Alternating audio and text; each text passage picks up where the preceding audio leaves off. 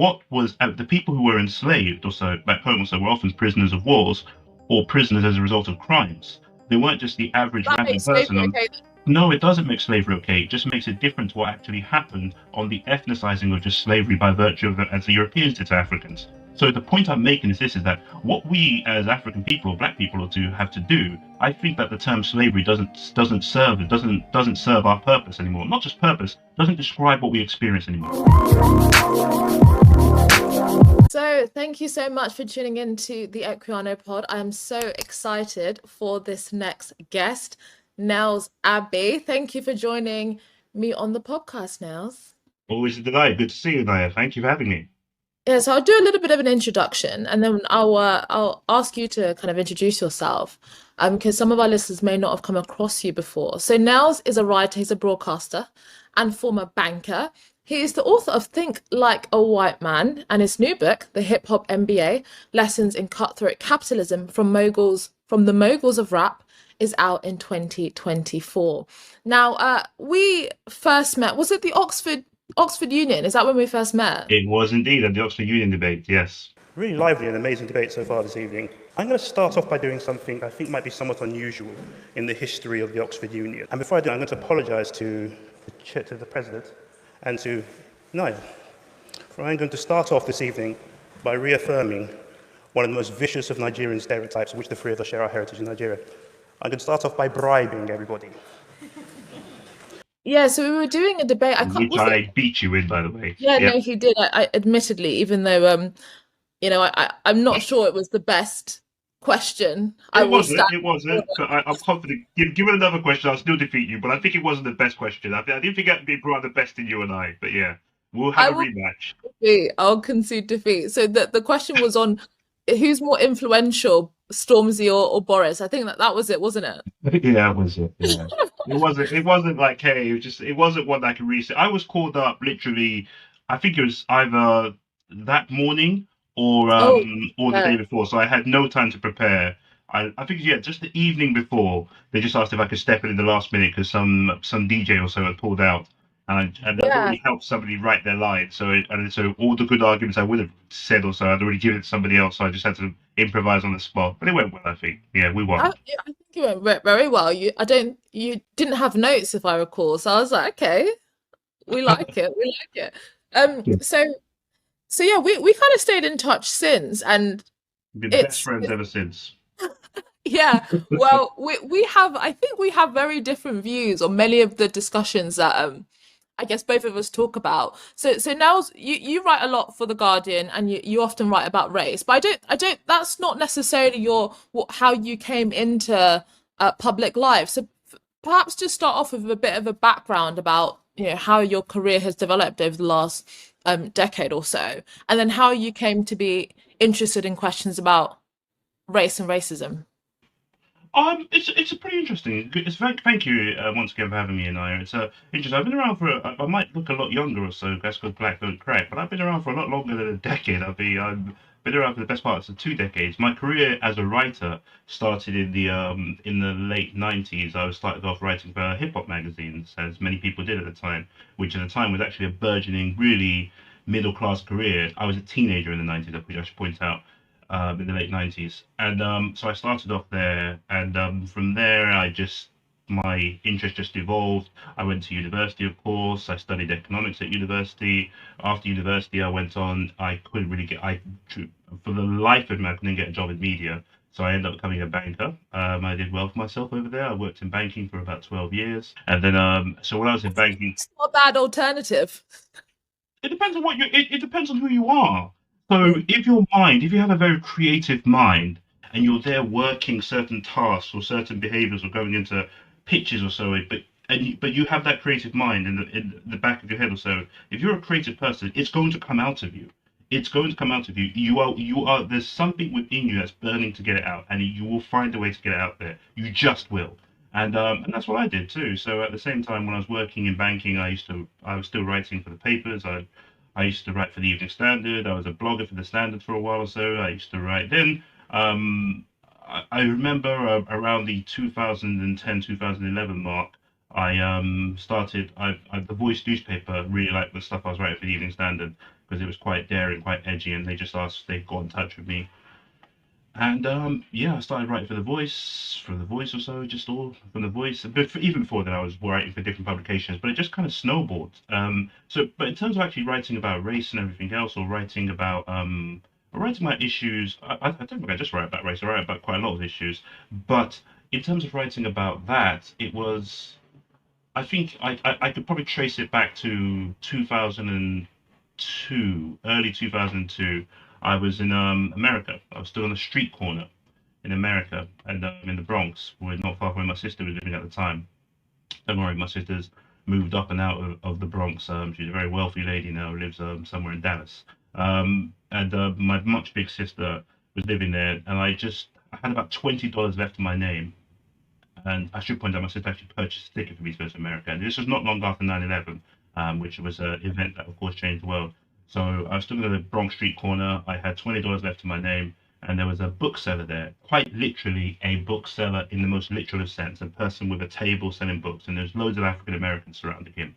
And I asked, I just thought, let me just spend my last $20 over here.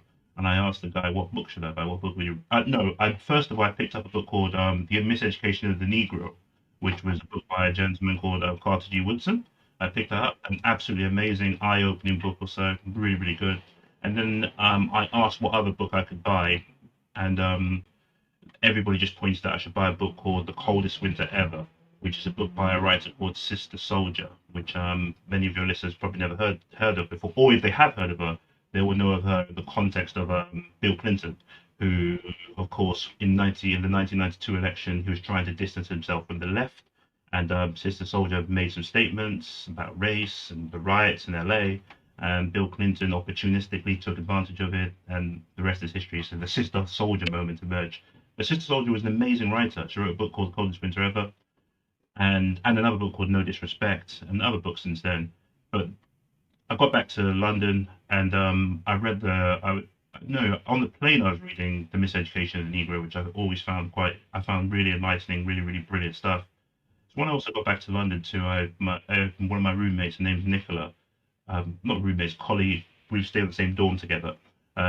She picked up The Coldest Winter Ever and started reading it whilst I was just unpacking my stuff. And then she just said, can I just borrow this? And she came back, banged on the door around 7 a.m. the following morning and just said, dude, you got to read this. You got to read it. It's amazing.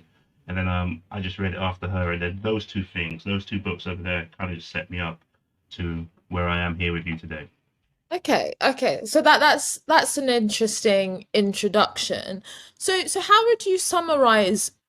Because I mean, this podcast, we the main thing we discussed is race, identity politics, and basically the discussion about contemporary anti-racism. Yep. And so how would you summarize your view of race and racism in the UK? How would I summarize my view of race and racism in the UK? I'll say it's a very, very. The United Kingdom is a very interesting country. We're a nation blessed with very, very gifted people, with very interesting systems and controls, be it from government, be it to the justice system, be it to our media, be it to how business works, both big business and small business. How the whole system works collectively is very, very, very interesting. But the role that Britain played outside into the world too, into the broader world too, is a very, very, it's fascinating also too. So me, I'm British Nigerian. I was both, which means that my parents are Nigerian.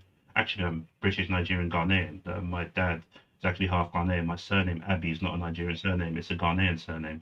So, and you must know, I'm actually Shakiri for those people who wanted to know, which means that's the ethnic group I come from, Nigeria, which Inaya's never heard of before because she's a Yoruba woman, and they're as bad I've as actually not come supremacists and across anybody. that. I've not come across that Of ethnicity course you before. haven't. Yeah.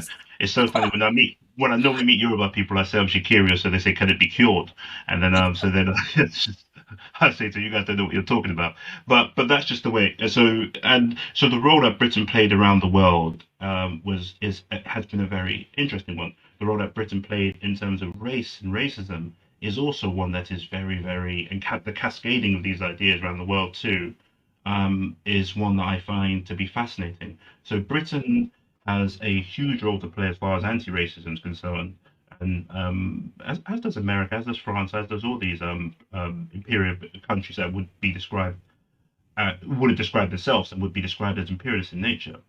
But in Britain, the difference between, I take Britain and America is that Americans are quite honest. They're just quite open with you.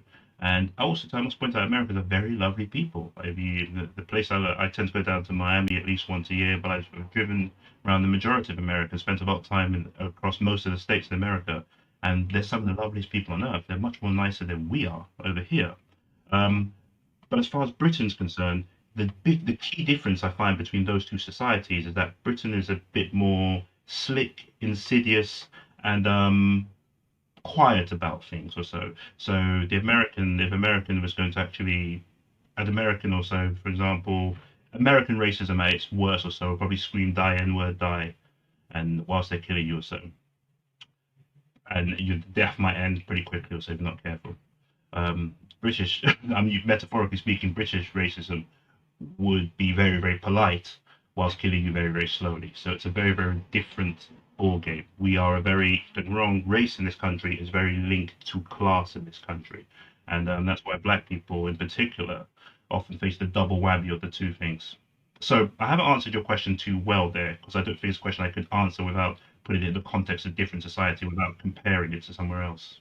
If I understand correctly, you think that Britain has played a very important and major role historically in the proliferation of racial thinking, but at the same time has also played a important role in anti-racist thought, and that you're also concerned about perhaps the way in which British people often think that they are not as bad as America when it comes to racism, but actually in the UK it's much more insidious, it's much more subtle, but still bad. Britain is a very unique country in that regard.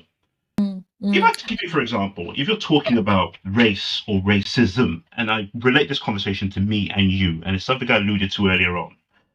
I said that I am a Shikiri man, which I am, and you're a Yoruba lady, which you are, of course. When you go to Nigeria, for example, even the concept of so if you were to ask me that question, where am I from in Nigeria, what would you say?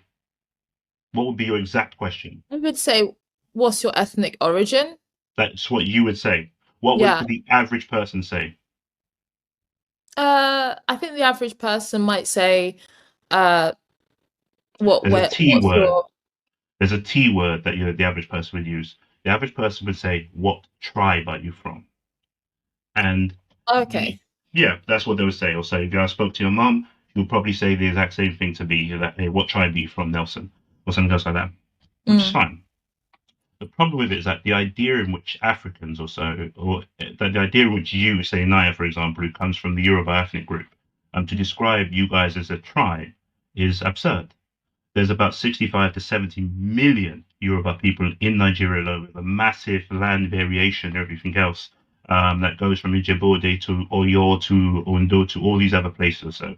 And then with a massive difference in language too. If you speak in Yoruba in Ijebu, it's very different to speaking Yoruba in, say, Eko, which is of course called Lagos today, or in Akure or somewhere else. These are very different things. Similar to how English is spoken differently depending where you go to in the United Kingdom.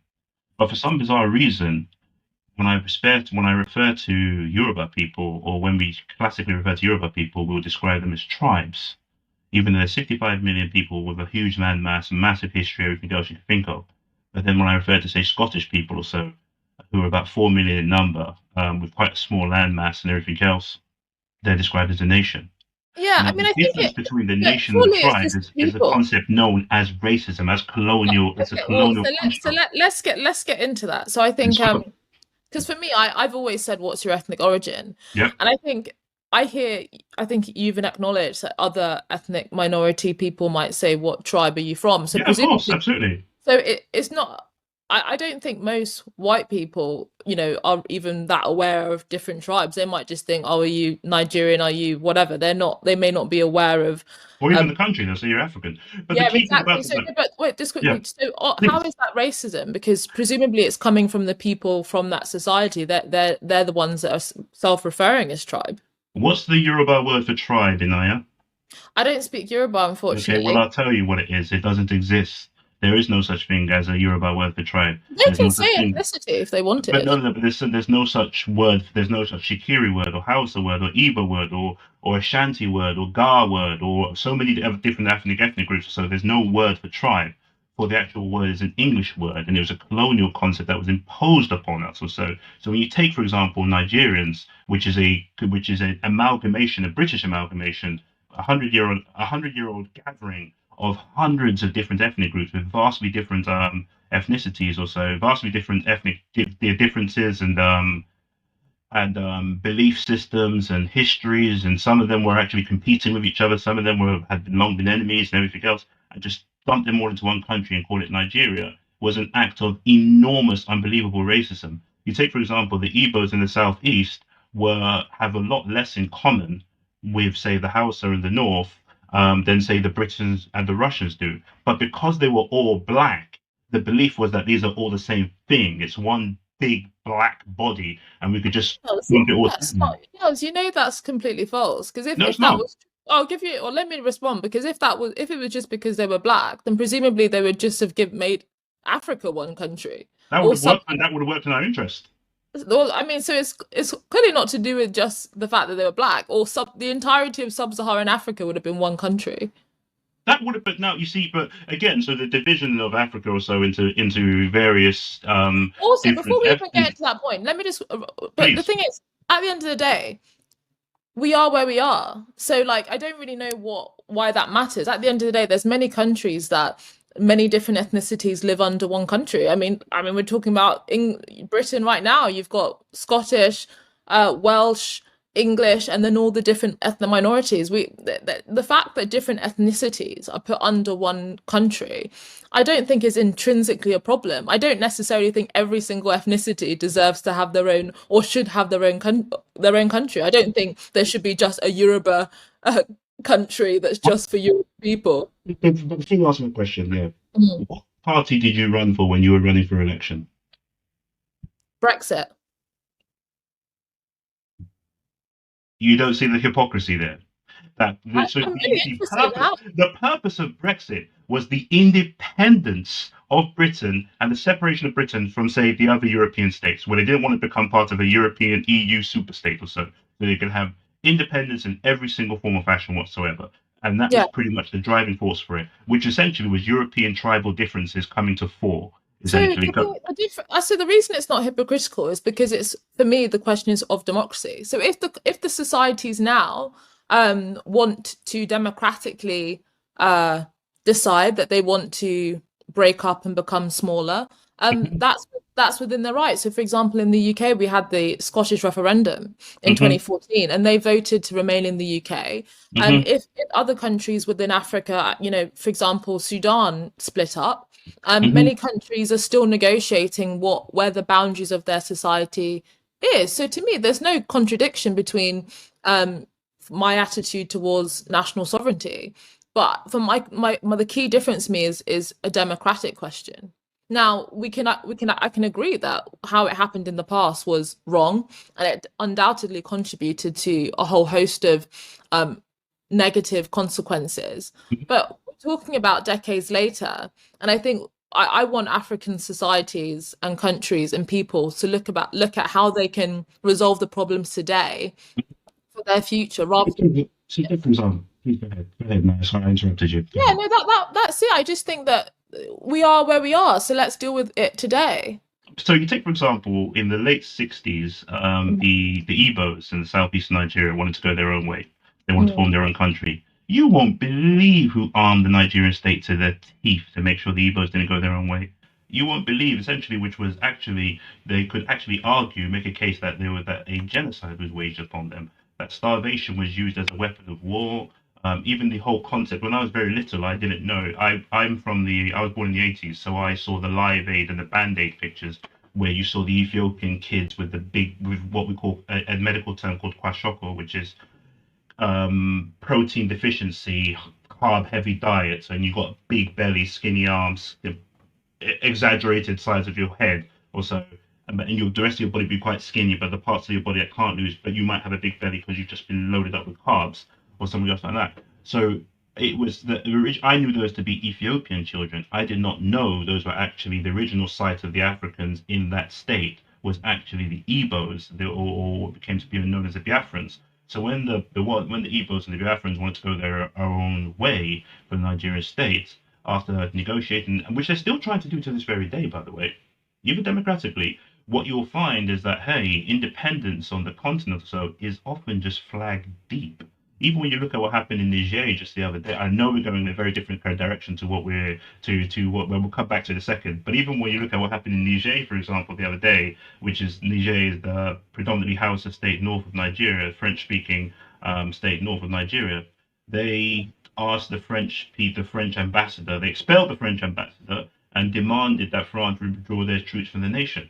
France said, no, we're going nowhere, we're staying put. And France actually wanted to use the Nigerian state and Nigerian army to invade, which is predominantly Hausa, to invade their actual own brothers. So we're going a bit far off. But the key point I want to point out here is this, that in this very concept, throughout the whole thing there, every part of our discussion has been informed by imperialism, by something I've often described as white supremacy and racism, because the idea that the Africans have some degree of democracy that Britain has, that they can just vote to leave the state, something else like that, it just doesn't work in practice. Well, I don't think they're there yet, but I would love to see in my lifetime, a massively developed African continent. You will join me to do it, to lobby Westminster to get their foots off the necks of the Africans. I take it then.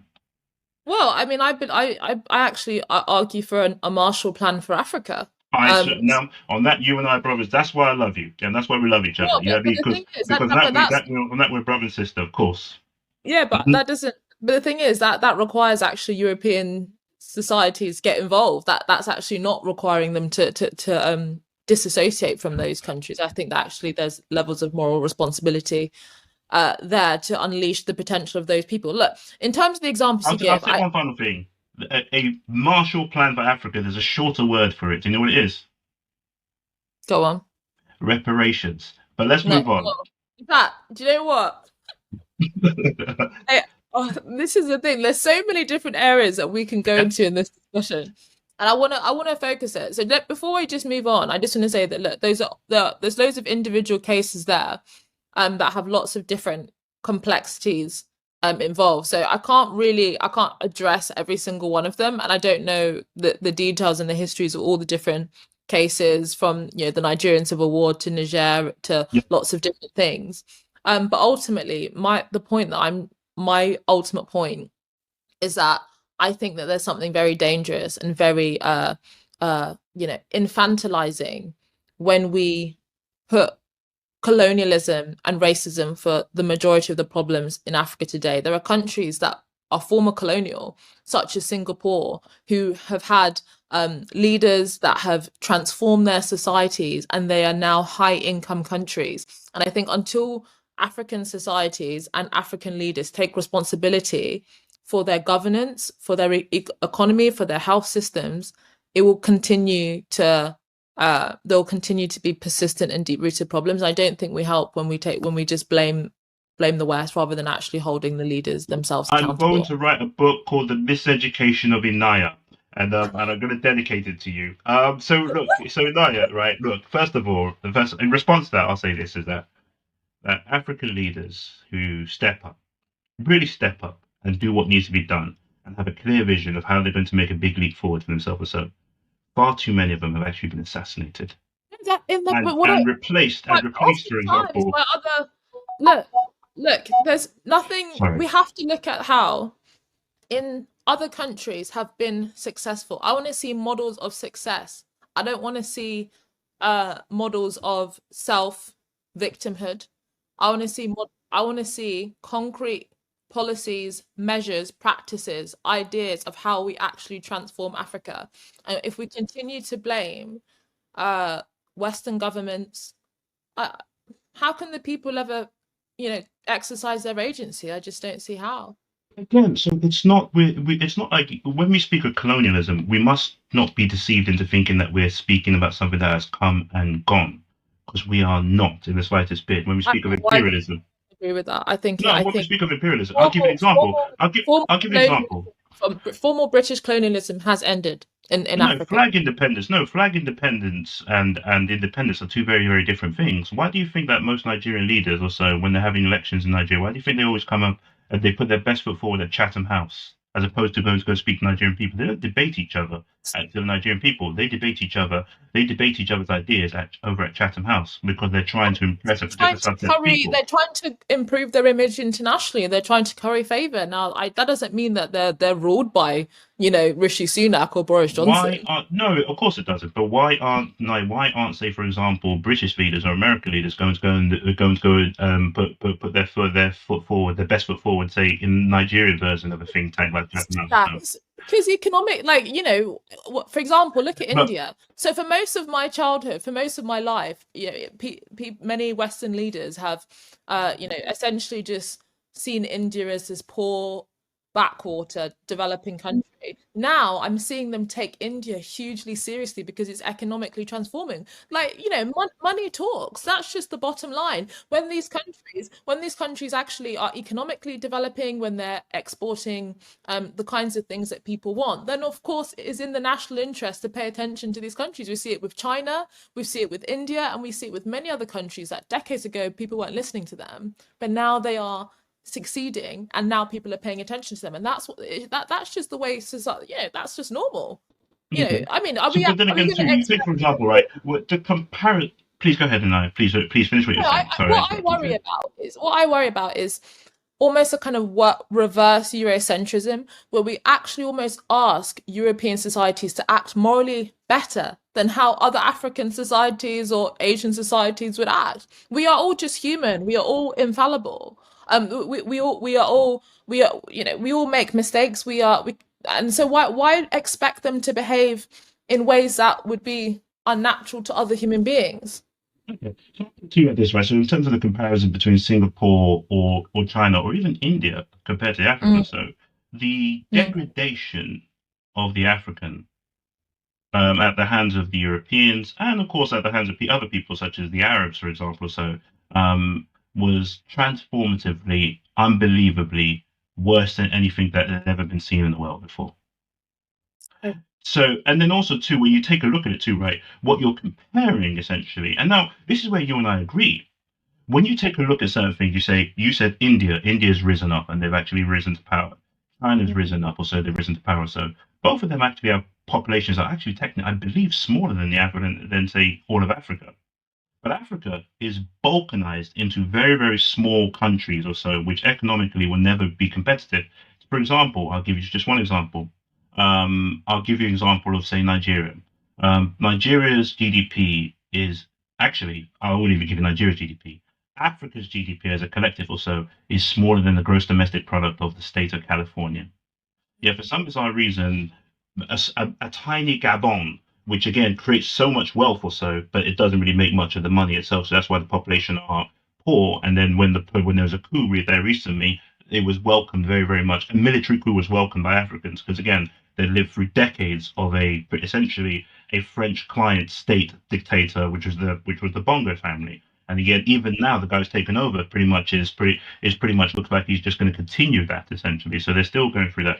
So what we're seeing now, what you are saying, and what you are saying about, hey, Africa, essentially, what you're technically saying is that Africa would be better off if it adopted the China model or the India model, which would be get rid of these silly borders that were imposed upon them by Europeans or so, embrace absolute trade, free trade across the actual continent, migrate, move around, get things done, the best and the brightest, empower them to actually come up with industry, to come up with ideas, put the money behind them, let's grow the economy. Because look, the funniest thing, you and I are both Nigerians, right? You and I are both Nigerian origins. So British one, Nigeria. yeah, but we're still Niger. It doesn't take we're British Nigerian. Of course, we're British, but we're Nigerian. Are you with me? We're British, but we occasionally like a bit of pounded yam. You know what I mean? So we like our mashed potatoes, but we also like our pounded yam too.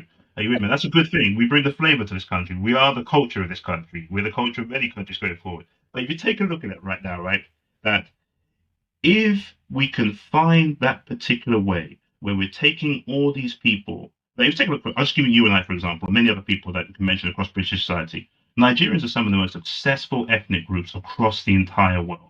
Nigerians are the most educated demographic in the United States of America. No group has more degrees than Nigerians.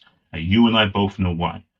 But why is it that the one thing that we have to ask ourselves is that why is it Nigerians tend to excel more outside of Nigeria than they do inside of Nigeria? This country, because the governments are not creating the enabling conditions for Nigerians to succeed, But and therefore, I feel it's a bit more technical.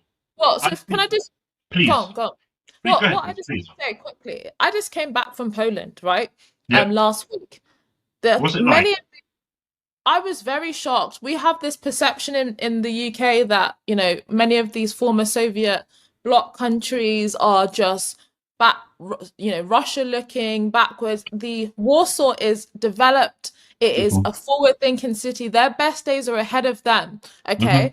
And they were former colonies from the Soviet Union. They were oppressed. They were treated terribly, and they have transformed. I'm sick of the excuses, and Estonia, Poland, many of these countries are really, in fact, Warsaw, 85% of Warsaw was destroyed during World War II. It was so bad. So Was to it me, rebuilt? it was rebuilt by partly contribution from other parts of the world, but also the willpower to actually rebuild those countries from the people themselves. And I think that when we constantly go look, oh, it's the West's fault, all of this, we are taking away that human creative spirit to transform, to better, to I don't actually agree with that. develop. Here's what I don't agree with. I don't think that the idea that Africa is stagnant or so, they're not developing or they're not making moves or so is a correct one. Because it's not. I'll be honest with you, it's not. When you actually go to places, there's certain places I can tell you about. So my folks are from Shikiri, my folks are from the actual Niger Delta area, so which actually is quite rough. Oil companies have destroyed the area. But there's a place at there's a small town called Ebutubu, which was founded by my grandfather which was founded by my grandfather. I was just speaking to some of my cousins just the other day. So when you think of Delta, you'll think of deprivation in absolute terms. But my granddad founded it. In fact, if you know about Meghan and Harry, for example, the father of a guy of one of their good friends who's in the documentary with him. I know he doesn't like it when people mention them alongside him, but his name's Misham Harriman. He's from the same place. His folks helped develop the area, so the town that my grandfather actually established. In fact, they were rival chiefs at one particular point. So what they've done, they developed it to a point where that particular area in the Delta, or right now, is pretty much a paradise. If you go around parts of Lagos or so, you'll see parts of Lagos that are Yeah, first world by there's, any parts whatsoever. there's So undoubtedly a lot of positive, what we but it's see. not happening fast enough. It's not happening fast enough. No. I think that you have to understand that also too that the African states or the Africans essentially were stabbed in the back way more than anybody else in this world was, and they were set up. Even when you look at the concept of Nigeria, the concept of Nigeria is actually a joke when you think about it. So that nobody can actually make Britain share a country with, say, the Russians, even though the Russians and the Brits actually have way more in common than What's the say. solution? Break all of them into multiple ethnic states. I would get rid of the actual borders altogether. I'd get rid of the inner borders within Africa, so just create one African super state and let's just Well, I don't think that's going to happen, Nels. Then. Again, so why is it that I firmly don't believe that a group of white men in 1884 know better about how to manage the affairs and the inner workings and the inner borders of Africa than the Africans do in 2023? Every country to have colonized. There's the Ottoman Empire. There's the Hmm. Benin Empire. The Mamluk Who did the Empire. Benin Empire? Who did the Benin Empire colonize? Well, it was the whole. So are you telling me that an empire, the whole nature of an empire? Surely that's what an empire is. It's again, so no, It is. colonialism and It empire and is colonialism are ruling. very different things. No, the empire is the superstructure ruling Hmm. Hmm. of a mass region which will encompass lots of different groups, lots of different people. The Hmm. Austro-Hungarian Empire, the Hmm. Ottoman Empire. If anything, what we have now is historic in aberration. This is not a moral claim that I'm making that, before that makes it okay. But Yeah, this I know, idea, I know. But this attempt to create unique uh this unique idea of the West as uniquely you know out of the ordinary when it comes to, I think, a lot of the things it's behaved. I just don't think that's the truth. I think if African people had the technology at the time, they would have had, I think that, and it was the other way around, and the Arabs were trading Europeans, I think they would have done the same thing. I don't to the slightest bit. Really? No, You no. really don't? Far from it, no. Actually, no, far from it. So I've got to remember, so when you speak of the Benin Empire, that's my area of the world. So Yeah. I speak is that our language still persists to this very day. Our language, our culture, our cities, everything else still persists to this very day. Even when it's this is really getting quite micro for your audience. If we spoke about African politics, we're probably going to go on for quite long. We're going to have a part two of this. And Nels Abbey returns to Inaya. To Inaya's podcast, to Equiano, the Equiano Project podcast. But you take a look, for example, it wasn't really operating. It was they just often weren't operating like that. Even the levels. Well, I know the argument now is that Did the slave. empire not have slavery? Pardon? Did the Benin Empire not have slavery? No, slavery is a very very interesting term because I think that what we need to do now, Okay. as far as Africans are concerned. No, no. What Did, I've written about this. I've written about this more extensively than did, anybody else. I've written about this more, did, and I'm I'm not trying to. denying Yeah, that. I'm I'm not trying denying to. that. I'm But trying to expand. Let me expand on the point. you, And you acknowledge that the African people of traded in course, slaves with of Africans. course. But the point. But So the key you point said is to me you said to me that you don't think African people would have done the same thing. I think they did. I think they no, would no, no, have. no, no, no, no, no, no, no, no, no. Again, so what was the people who were enslaved, or so back home, also were often prisoners of wars, or prisoners as a result of crimes. They weren't just the average That random makes person slavery on. okay. No, it doesn't make slavery okay. It just makes it different to what actually happened on the ethnicizing of just slavery by virtue of it as the Europeans did to Africans.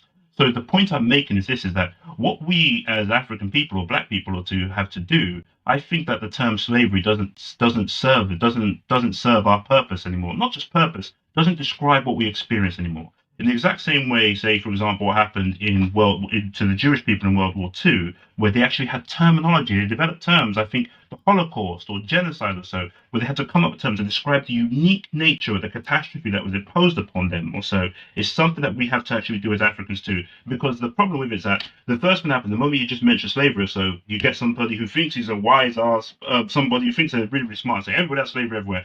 But these were very different. Slavery is such an umbrella term that, and they were Chattel practiced very differently in different places. Yeah, no, chattel slavery is very different to of other forms of yeah. indentured servitude. No, I don't doubt that. But what I'm trying to get at here is the attempt is that what I'm trying to get at is that history is full of great evil, but Yeah. also examples of great triumph.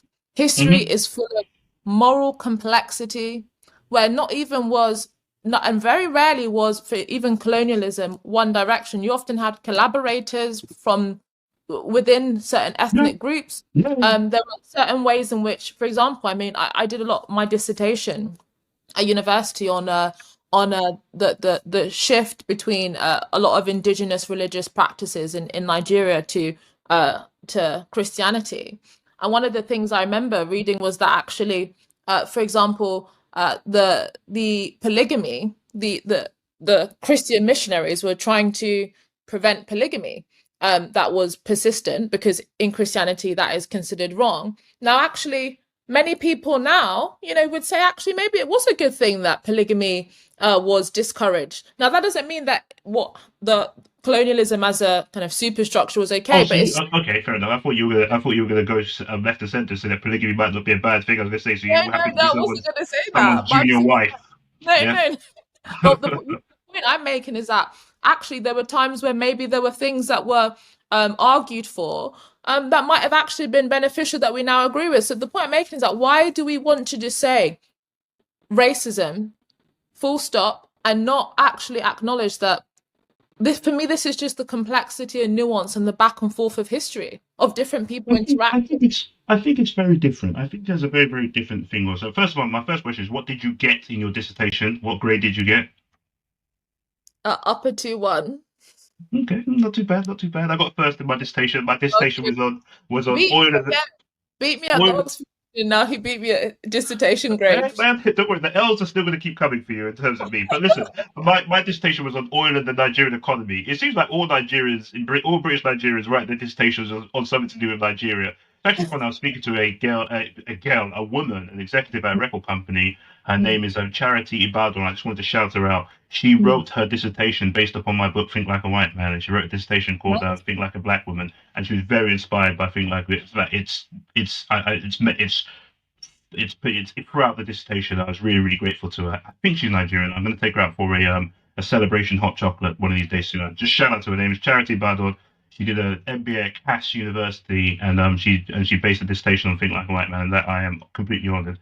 And she knocked it out of the park. I think she got her first two. So there you go. That's 2 L's you've taken tonight, then. But you see, but the key thing about it is this, right? Is that when we're dealing with the nature of colonial activity, with how colonialism actually worked and how it was imposed, particularly post the enslavement. Once it was acknowledged that look, enslavement was a crime against humanity, it was a wrong that the Europeans had waged upon the Africans or so, and therefore it shouldn't continue. Then they come back with something called colonialism altogether, which is just basically enslavement from home, and we own your home. And you also too don't get to keep your own language. You have to learn our language. And if you don't learn our language well or so, it becomes a point where you are not particularly well educated. And if you take a look at it, even when you mention India and China, one of the best analysis I heard recently, they pointed out that when you look at colonialism, one thing that the Indians took from the two great things that the Brits had to offer also was, well, I don't know if they're too great, but one was technological prowess, and the other was the language or so, because the English language is a beautiful language. As is Yoruba. Yoruba is a beautiful language too. There's many things you can say or do in Yoruba also that you can't say in English or so, which is, again, as a Shikiri, there's beauty in every language. But the one thing that Nigerians took on board, where the Indians differ to the Nigerians, is that the Indians didn't really bother themselves too much about the language. That's why when you meet the average Nigerian today, the average Nigerian is well better spoken than the average Indian.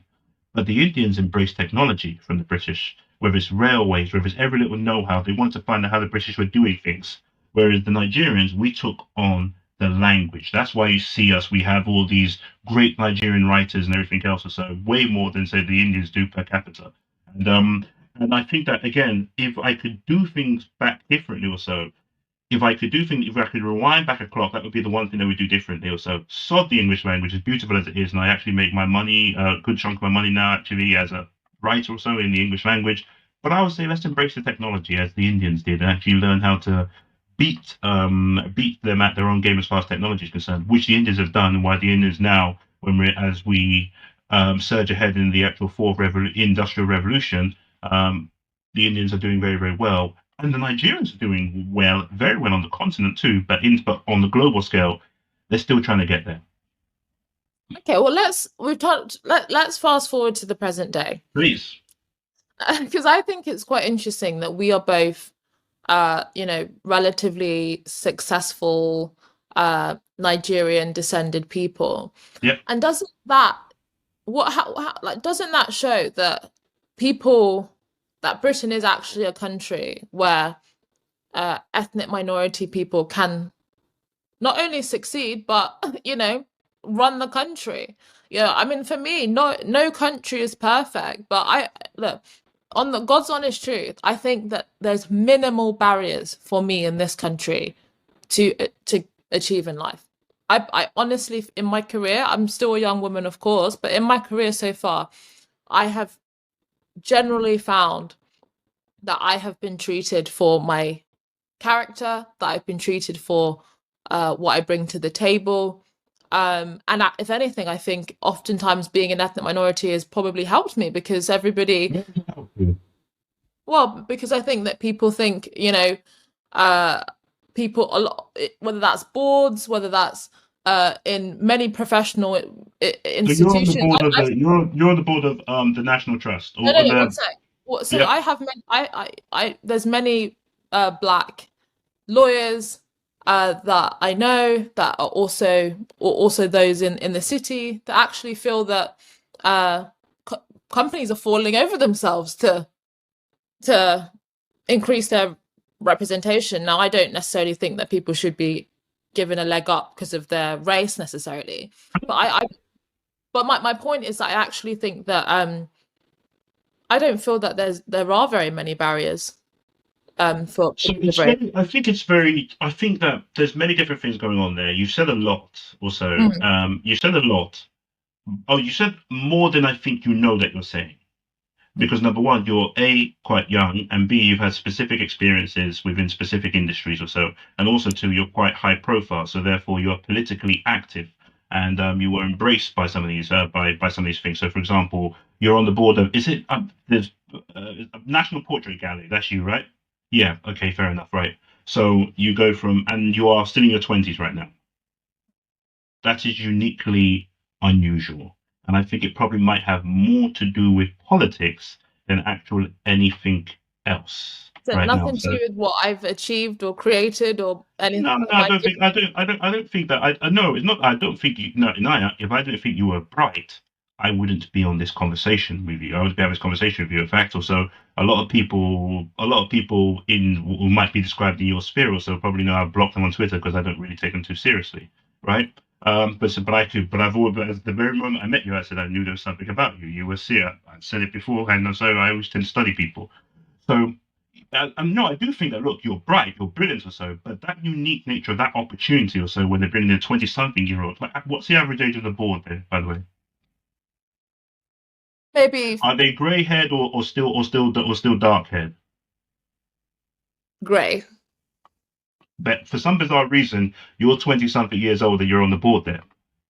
And now you see what I mean. So I'm not thinking. I certainly don't think it's because you are black. I think it's because now a couple of things. Also, blackness might actually play a role, but the politics associated with your blackness, or so the politics you have associated with yourself, has probably opened up some doors for you. I find that if, say, for example, also in the city, I would which disagree, to be honest. I'm happy for you to disagree. Well, the reason I I'm would happy. disagree Please go ahead. is because I actually, I say what the things I write about, the things I think about, and I take ideas seriously. But actually, I'm not. I think many people that have opposite or different politics to me will find themselves on the cover of Vogue. They'll get lots of accolades in on presenting TV shows and all these things. I actually think having a more critical politics about the kinds of discussions that are happening in contemporary society often closes a lot of doors for you. You're not going to see me on the cover of many of Elle, Vogue, Do these you want? amazing Dazed and Confused. I mean, no, it's not about want. It's just a reality that actually Mhm. you could argue that But you wouldn't see me on it. You wouldn't see me on all those things either. no, but I But think you actually wouldn't see me on those things, and also too, you wouldn't see me on. But don't get me wrong, I might write for them. I might write for them also, and therefore I don't have the type of profile that they need me therefore. So, and I'm not particularly good looking also in that regard. So I think I'm handsome. Also, my mum certainly thinks I'm handsome you're too. very handsome. But thank you so much. That's so nice of you, and I do believe you mean that too. But yeah, but the key thing about it is that I just know I don't think that they don't need me there. You with me? I'm not the type of person to go I'm for. They saying might they'll if get I was, Stormzy on there. They'll get Stormzy or someone else like that. They don't need political thinkers or any what you you and know, I do. Monroe Bergdorf, for example, Who? being Monroe Mo- Bergdorf, Monroe she Bergdorf. Yes, absolutely. She's an influencer. yeah, Yes, yeah, so she is political.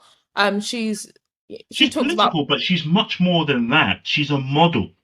She's a model. She's an influencer and a model. She's literally paid. She's literally paid to look good. She looks like somebody you would see in a magazine or so. I do not. So I do well, not. So that's why you want to see me on the cover I'm of it. saying way more likely to have had um certain opportunities if I had different views, and because you think that my views have actually opened doors for me, you can make the argument. I'm not discounting that in certain Would you instances. be at GB News if you were, say, Jason Okundaye, who is a popular Well, writer? Would you actually, be? But I suppose put Jason aside for a second. Let me ask you this, right? This time in 2 years' time, we would probably be a year into a Starmer government or so. We'll be looking at Starmer or so. Do you think that the opportunities will still be flowing for the National Portrait Gallery and everything else or so, or do you think the winds have changed? May have changed by then. I think the opportunities will still be there. You're very, very young, and you've done a great job of actually identifying yourself and breaking in there. So, but we are often finding that too, where increasingly very, very young black people. And don't get me wrong, people love us in this country when we're very, very young. You know that. People love black people when they're young in this country. The younger you are, so the better. Or when you're very, very old. But when you're at your peak economic competitiveness or so, and you cannot have the wall pull over your eyes, and you know your left from your right, and your back from your front or so, it becomes a bit more different or so when you're a bit more established. But anyway, but just moving on from that or so, when you take a look at it, what you said about Britain and opportunity, yeah, I do think that if you apply yourself, you push yourself, you might find it harder than other people, and that's fine. But if you Now, so want something enough in life, you've got to fight for it. That's true. you don't believe you can't imagine that, and what I've done is because of my own initiative No, and I'm endeavor. not. No, no, no, no. Inaya, I'm not saying what you have done is not. No, Inaya, look, I think you're an impressive young lady. I think you're an intelligent young lady. I have no doubt about that whatsoever. I said it from the very first moment we met around the table, when I sat opposite you at a dinner table at Oxford University. That's exactly what I said to you. That look, if I was that's exactly what I said to you. But it's very, very. You're performing not performing. You are in a particular role. Are you with me? That is you. What do you think that role is? I think that you were a Brexit Party, but you were a Brexit Party candidate. You were a commentator on the right of the spectrum, also, which again, as a black woman who's doing all those things, so places you in a very very narrow spectrum and a high profile spectrum too. It will open up doors to you again because again, I often say that Britain is governed by 14 very very special words when it comes to ethnic minorities, and I'll use black people in this situation. You know what those 14 words are? Go on. No black person ever went broke telling white people what they want to hear. Those are the most important 14 words you could probably ever hear in your life if you're an ethnic minority in Britain. And, Why or and I how? think that But that does dictate. do you think that I believe the things that I say, or do you I think I'm do. just I because do. this No, is I do. No, you are not. You are not a caricature. Look, there's some people in that realm who are not serious, and they're pretending essentially. There are some people in that realm who are weird, who are just weird and strange or so. And I won't say the names, but the one that I don't know, the guy with whatever. I wouldn't take too many pictures with that guy, but that's a bit of career advice to everybody listening. I wouldn't take too many pictures to the guy you think I'm talking about, or so, because I think some strange stuff's going to come out about him soon enough. But if you take a look at all those different things, also, there's many different people. When it comes to you, and that's why you and I are the best of friends. Is that I think you're sincere, and B, I think you're being you're sincere, B, you're smart, and C, also, and I think those two things actually have helped drive your success. But I do think also too at the same time, if you were the exact same thing, Inaya, the exact same person with a very, very different politics, some of the access you've got, particularly in this time in which we have a very, very reactionary government, I don't think it would probably sit too well with them. okay. Well, I think that I think look at people No, like that's no slight of you. no, That's no I, slight of you whatsoever. Yeah. look, I don't agree with what you're saying, but fair enough. Or Yeah. at least I think, look, undoubtedly, certain political contexts might help or hinder people that have Of certain views course. at different times. I'm not going to deny that. But I see people like Emma Dabiri, who I respect very much.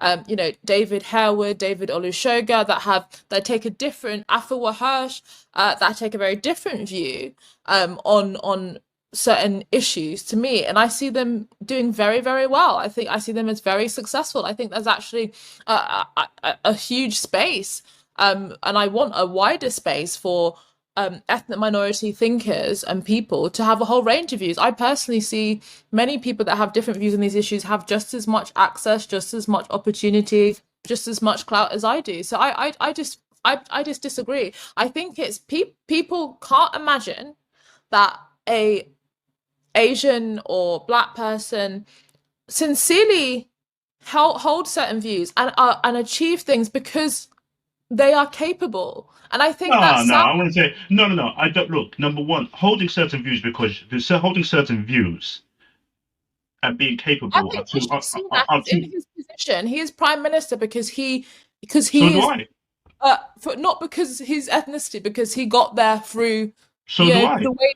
Yeah. So do I. I think Rishi Sunak's a brilliant man. I think Rishi Sunak. I've long even before this. When I met him when I was at the BBC, for example, I had the opportunity to meet him once, and I thought, oh, this guy's very very impressive. With him, before you know it, 24 months later on, he was Chancellor of the Exchequer. Remember, me and him, we both come from a similar background. We're both former bankers or so. So look, I find, in fact, it was quite funny. I was reminded of that not too long ago. I was in Istanbul and I was in this very, very old sauna. I was going for getting a really, I'm giving a lot of details here, but I was getting a scrub and everything else in this really interesting sauna. It's about 300-year-old sauna in Istanbul. And I was speaking to these businessmen from Oman. I don't think I'd met too many people from Oman before, just me and them in the room, and they were all businessmen that wanted to just went away for a weekend to Istanbul.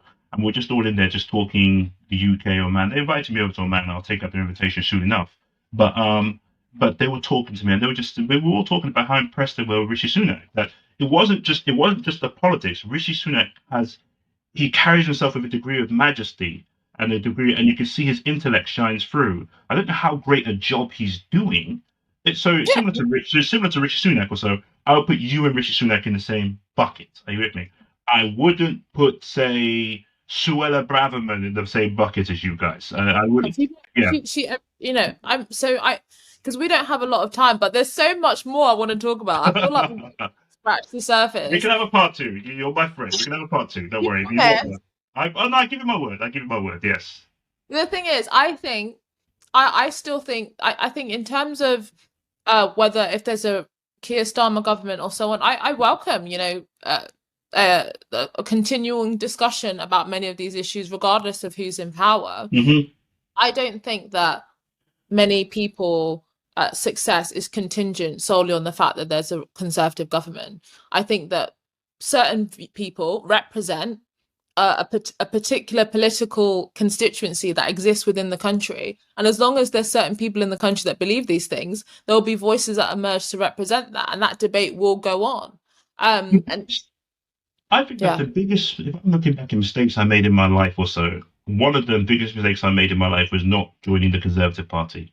Not because I'm a conservative, because I'm not a conservative slight spark, but because when the COVID thing happened, the actual join whatever how much it cost to be a member of the Conservative Party, it was pretty much the lottery ticket of all lottery tickets. That you were just not getting these A lists and all these other bits and bobs, the PPE and all that sort of stuff. I would have been in there, and I would have been a lot richer than I am today, or so, or however rich or anything else. I would have been completely in there. But also, too, when you take a look at it right now, and I must give them credit, I must give the Conservative Party credit, or so, that even people with very, very limited ability, some people I know who I've known for a very long, long time. Sean Bailey. I don't know Sean Bailey personally, so, but I've known of Sean Bailey since 1999. There's one point we were going to have where we potentially had an issue because something happened between him and my sister. Nothing in that way, but just that they had a big disagreement. They were living on the same block. Sean Bailey as running for mayor of London under the Conservative ticket just showed to me that standards have been lowered to an unbelievable level. That there's no way I wanted to be able to surpass these standards and potentially become something major over there. So maybe I revealed my hand a little bit too soon or so, but I do regret not joining, say, a political party or anything else, particularly the Conservative Party, because the Conservative Party is very, very good pickings for black and brown people right now, particularly black and brown people, if you can sound more outlandish or anything else. And I can do that dance too. But I'm not going to do that dance. But I think that the key thing to us all also is that this has been an interesting time to be an ethnic minority in Britain. That on one hand, we've got the most diverse government of our lives, of my 40-something years on this planet. We have the most diverse government ever. We also have the most right-wing government of my lifetime too, and I don't mean that in a nice way. Reactionary government. Just yesterday, Suella Braverman almost, in my view, jeopardized a murder trial, which would have actually of a black man who's killed, an unarmed black man who's killed by the police. She's potentially stepped into that. Chris yeah. Carver, which was a very, very serious situation. We're seeing all sorts of all sorts of things happen right now that I think we'll be telling our grandchildren about that we lived through as ethnic minorities. So on one hand, diversity is a virtue; it's a good thing. But at the same time, too, if diversity is weaponized against you, or so as an ethnic minority, or so, it stops being a good thing. It starts being a horrible thing. So I think that it stops being a good thing, it starts being a horrible thing. That's what I spoke about in terms of my article, in terms of racism laundering.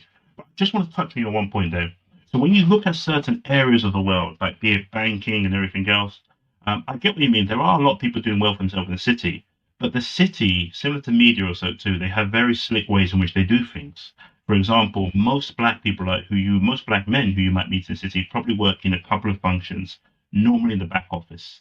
That doesn't mean that you're working in the mailroom. It just means that you're not working, you're not client facing, or you're either not client facing or you're not managing money or so, which is where the real money is in the City of London.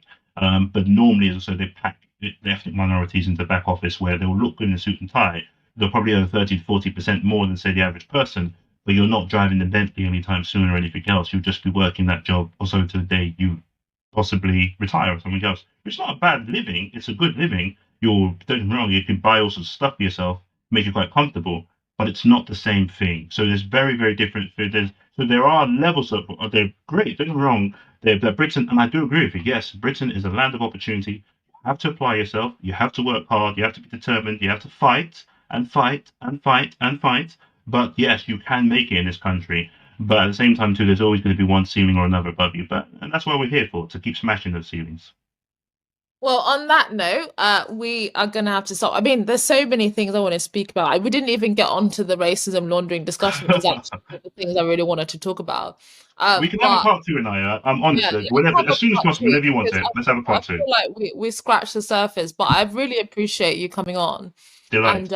And I think I think that there's a lot we disagree with, but I think there's a lot we at least understand where each other's coming from. Next time we have to figure out the things that we actually agree on. And I don't think, and look, disagreement is not inherently a bad thing. It's not inherently a bad thing. I think that, so you and I, look, as I keep saying, you and I are the best of friends. I've never had a friend like you before, and we disagree on so many things, but we get along like a house on fire when I speak to you or anything else. So it's always pleasant. Everything is always a delight to speak to you, as it has been once again this time around. Thank you. Thank you, Inaya.